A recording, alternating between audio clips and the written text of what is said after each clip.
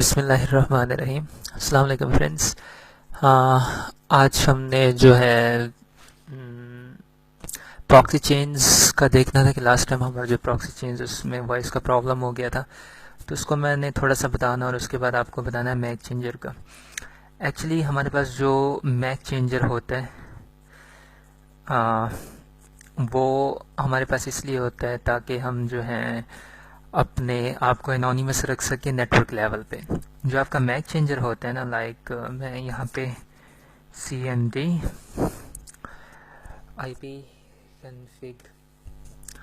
ip config कर रहा हूँ, तो ये देखें मेरे पास ये मेरा जो है आईपी एड्रेस है और उसके बाद मैक एड्रेस मेरा ओके ip config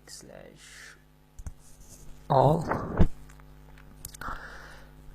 तो यहाँ पे मेरे पास फिज़िकल एड्रेस आना चाहिए। फिज़िकल एड्रेस ये वर्चुअल मशीन का है और उसके बाद मेरे पास वायरलेस अडाप्टर 7pc VMnet 8, ये तमाम वर्चुअल बॉक्स वगैरह के अच्छा ये देखें। तो उसके बाद मेरे पास जो है, अगर आपने फिज़िकल एड्रेस देखना हो तो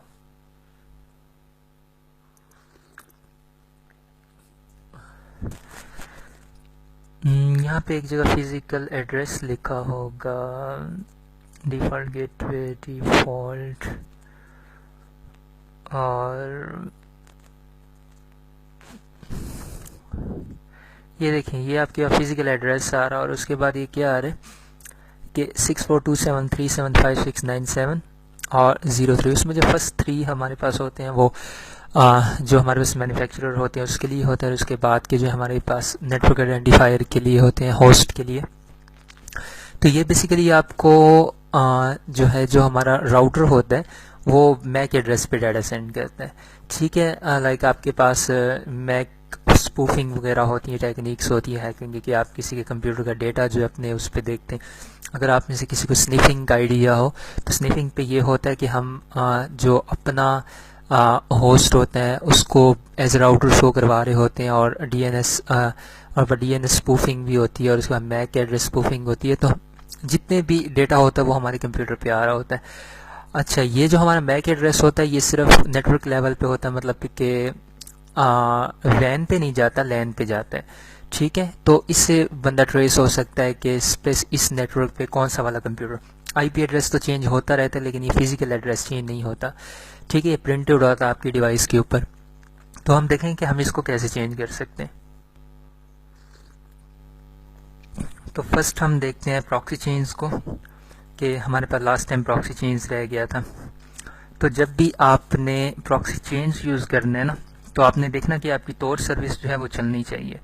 ठीक है, लाइक मैं अभी पहले अपना आईपी एड्रेस देखता हूँ कि मेरे पास क्या है। What is my IP. ठीक है, यहाँ से ये मुझे बताएगा कि मेरा जो करंटली आईपी एड्रेस है 39 है, और उसके बाद आईपी इंफॉर्मेशन में मैं जाके देखता हूँ तो मुझे कौन सा एड्रेस मिला हुआ है, मुझे पाकिस्तान। ठीक है, तो प्रॉक्सी चेंज हमारे पास होता था कि हम जो है ना अपने आप को एनोनिमस रख सकें। अब हमारे पास हमने सर्विस चेक करनी है कि सर्विस स्टोर स्टेटस, ठीक है, एक्टिव है, रनिंग है, चल रही है। अगर आपके पास स्टॉप होती तो आपका प्रॉक्सी चेंज ना चल रहा होता।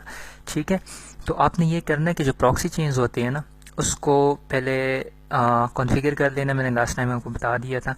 तो उसमें एक चीज़ रह गई थी, उसमें जब वॉइस चली गई थी, वो ये थी कि आप जो है सॉक्स 4 और सॉक्स 5 जो है ना उसमें कॉन्फ़िगर कर सकते हैं। लाइक मैं आपको दिखाता हूँ।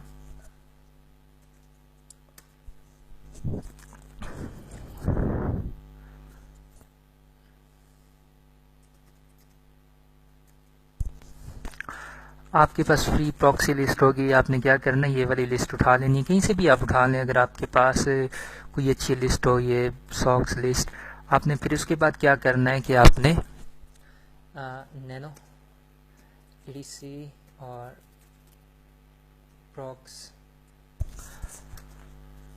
ठीक है, आपने यहाँ से लिस्ट उठा लेनी है।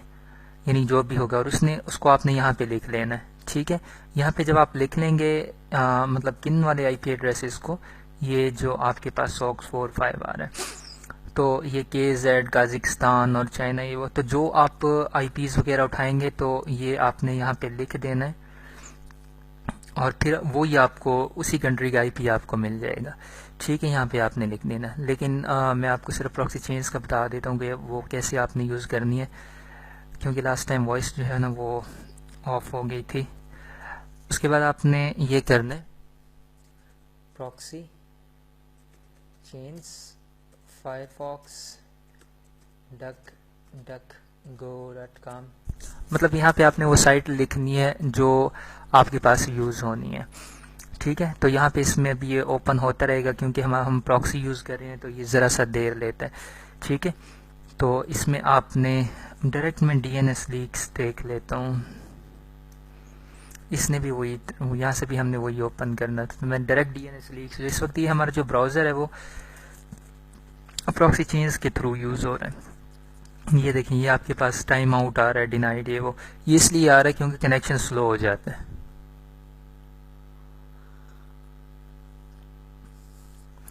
उसके बाद ये ओके DNS रिस्पॉन्स, ये सब कुछ आपके पास थोड़ा सा स्लो होगा। मेरे पास तो काफ़ी स्लो हो रहा है, आपके पास थोड़ा सा स्लो होगा।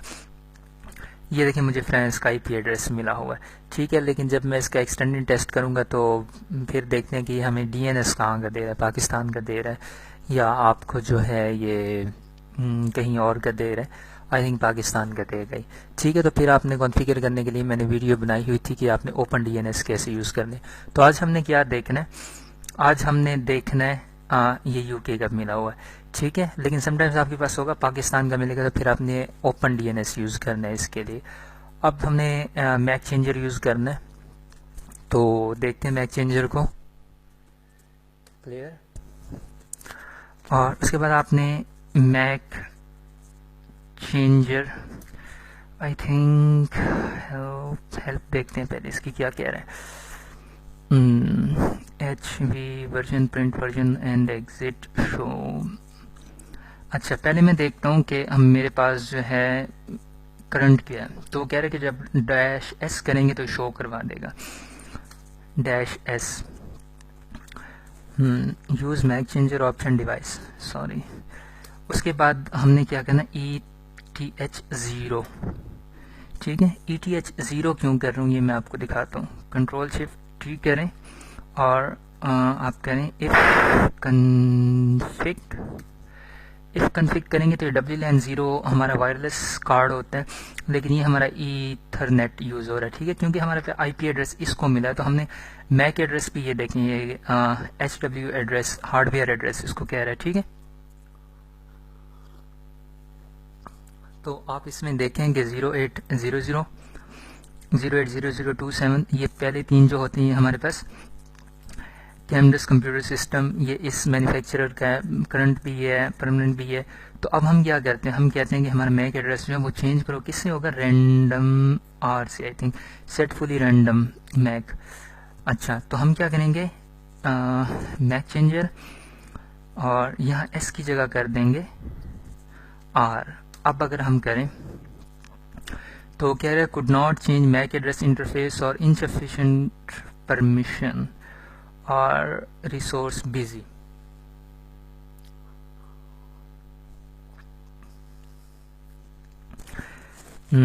रिसोर्स बिजी, रुक।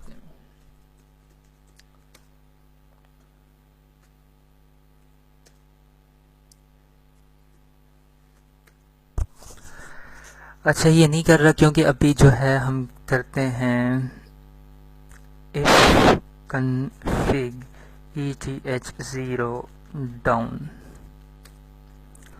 तो अब हम करके देखते हैं, न्यू मैक।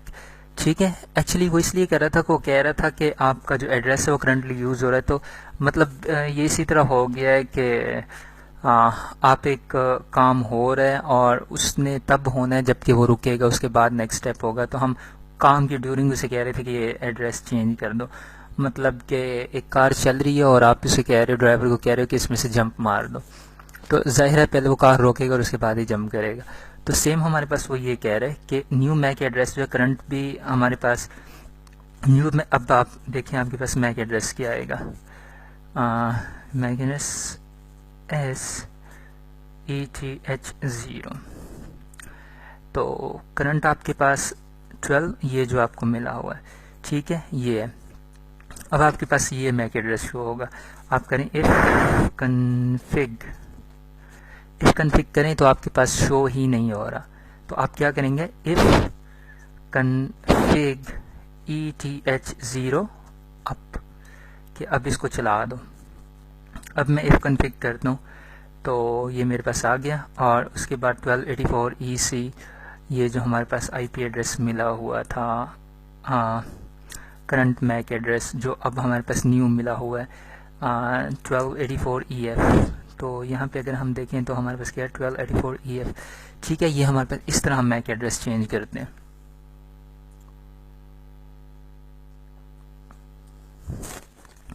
लेकिन ये इतनी कोई बेटर टेक्निक नहीं है, क्योंकि समटाइम्स हमें चाहिए होता है कि हमने जो है बार बार अपना मैक एड्रेस चेंज करना होता है। हम कहते हैं जैसे हमारा कंप्यूटर रीस्टार्ट होता है मैक एड्रेस ऑटोमेटिकली चेंज हो जाया करे। ये फिलहाल अब तक के लिए अगर रीस्टार्ट होगा दोबारा वो वाला हो जाएगा। तो हमें क्या करना, हम कह रहे हैं कि जब भी हमारा कंप्यूटर रीस्टार्ट हो तो क्या हो के चेंज हो जाए। तो उसके लिए हमारे पास क्या होता है, क्रॉन टैब। मैं इसको देख लूँ हेल्प पहले क्या कह रहे हैं।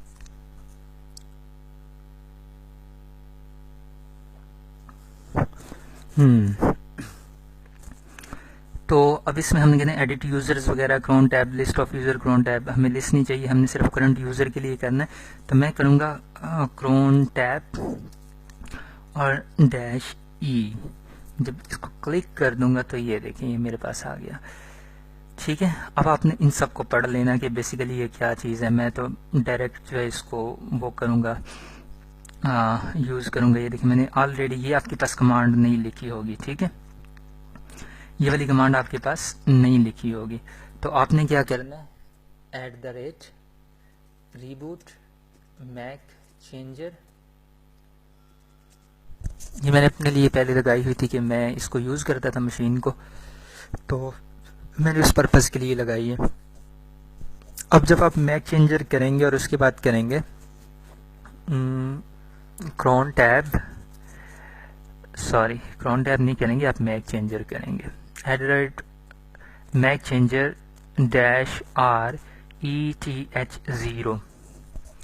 अब आप जब ये करेंगे तो उसके बाद क्या होगा कि आपका जो IP जो आपका मैक एड्रेस होगा वो बार बार चेंज हो जाया करेगा और आपको करने की ज़रूरत नहीं होगी। लेकिन मैं आपको रिकमेंड करूँगा कि आप इस फाइल को तमाम को पढ़ लेना, ठीक है, ताकि ये हो कि आपके पास अपने ये स्टेप करने हैं। अगर आपसे नहीं होते, आपके पास मैक एड्रेस नहीं चेंज आता, तो फिर क्या होगा कि आपने मुझे बताना है कि आपके पास नहीं आ रहा। लेकिन ये 100% ऐसे ही आपने लिखेंगे तो ज़रूर होगा।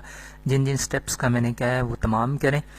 और उसके बाद मैं आपको रेकमेंड करूँगा कि आपने जो है फेडोरा वगैरह या आप उबुंटू वगैरह यूज़ करना शुरू करें, ताकि आपको जो है कमांड्स वगैरह का आइडिया हो। जब तक आपको कमांड रन करना नहीं आएगी, आपको ये हैकिंग और लिनक्स और इनका कुछ कोई फ़ायदा नहीं है। और दूसरी बात, कुछ फ्रेंड ने मुझसे क्वेश्चन किए थे कि प्रोग्रामर के लिए क्या हैकर के लिए क्या प्रोग्रामर होना लाजमी है। तो अगर आपने एक्सपर्ट हैकर बनना है तो वहाँ पे आपको प्रोग्रामिंग लाजमी हो जाती है, क्योंकि प्रोग्रामर्स ने अपने कोड लिखने होते हैं। लेकिन ये ज़रूरी नहीं है कि अगर एक इंसान ने MSc किया हो इन कंप्यूटर्स या सॉफ्टवेयर इंजीनियर हो तो वही प्रोग्रामिंग कर सकता है, कोई भी कर सकता है, ठीक है। तो उसके लिए ज़रूरी हैकर होने के लिए प्रोग्रामर होना ज़रूरी नहीं है। तो आप खुद से सीख सकते हैं ये कमांड्स वगैरह, इसमें कहीं प्रोग्रामिंग यूज़ नहीं हो रही। लेकिन जब एक्सपर्ट लेवल पे जाते हैं और वहाँ पे जाके एक्सप्लॉइट्स वगैरह बनाने होते हैं, वल्नरेबिलिटीज़ के लिए एक्सप्लॉइट बनाने होते हैं, शेल्स में काम करना होता है, लाइनक्स के जो शेल्स होते हैं, बैश प्रोग्रामिंग करनी होती है, फिर वहाँ पे प्रोग्रामर होना लाजमी हो जाता है। लेकिन एक एक्सपर्ट हैकर होने के लिए भी प्रोग्रामर होना लाजमी नहीं है। आप टूल्स यूज़ कर सकते हैं, कैली के एक्सप्लॉइट्स यूज़ कर सकते हैं, जो बने बनाए हैकर्स ने बनाए वो यूज़ कर सकते हैं। तो आप एक इनिशियल स्टेप लें। तो जब आप इनिशियल स्टेप से स्टार्ट हो जाएंगे तो फिर आपको ऐसा ऐसा खुद ही समझ आती रहेगी।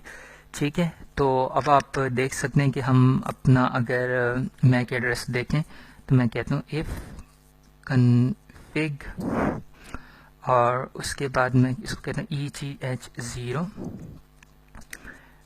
rep और HWADDR। तो अब ये देखें ये मेरे पास ये एड्रेस सारा, लेकिन जब मैं इसको रीबूट करूँगा तो फिर एड्रेस जो होगा वो चेंज हो जाएगा। ठीक है, बेसिकली ये कमांड जो मैंने आपको बताया था कि ग्रेप जो होता है वो सर्चिंग के लिए होता है। तो मैंने इसका इफ कन्फिग कमांड चलाओ, उसके अंदर ETH0 यानी कि ये जो है ETH0 ये है, इसके अंदर से कौन सी चीज़ ढूंढ कर लाओ, हार्डवेयर एड्रेस है वो प्रिंट करा दो। तो उसने क्या किया कि वो मुझे दे रही, मैंने स्पेसिफिक ये देखने दे, अगर मैं इफ कन्फिग करता तो इतने सारे में स्क्रॉलिंग करनी पड़ती। ठीक है, तो नेक्स्ट ट्यूटोरियल में इंशाल्लाह देखेंगे कि हम आई थिंक nmap को देखेंगे नेक्स्ट। तो कल मिलते हैं इंशाल्लाह, तब तक के लिए खुदा हाफिज़।